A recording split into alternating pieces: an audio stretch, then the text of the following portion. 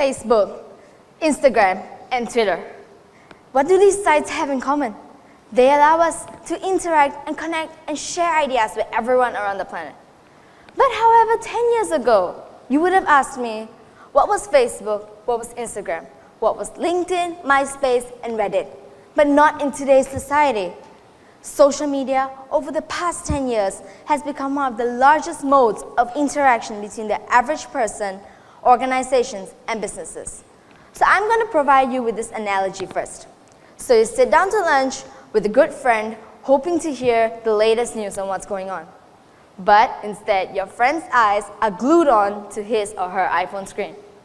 And it is almost as if your every attempt to converse with him or her has been met with a rude disengagement from a device that seems to contain the world in its entirety.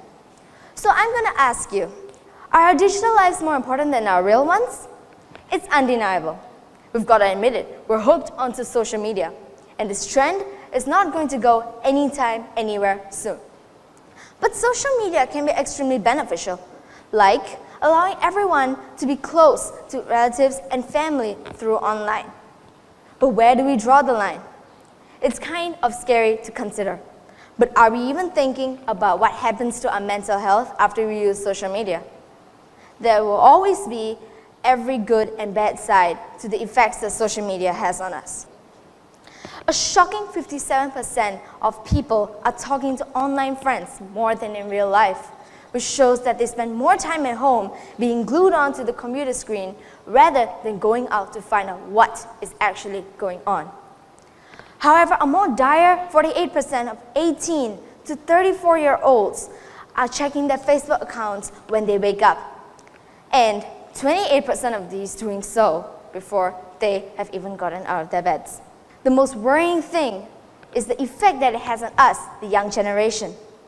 It will actually seem in today's society, greater online popularity refers to you being more superior than your peers.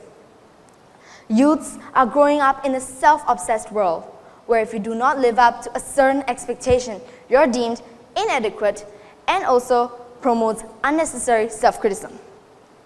We have no idea how we have actually come to this point, where we are so immersed in a virtual existence and craving attention from people that we've never spoken to. Because, in my opinion, there are more concerns out there in the world rather than having to be glued on to a computer screen all the time.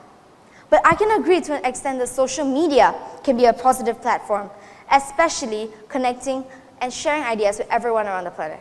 The question is it really worth it or is it not?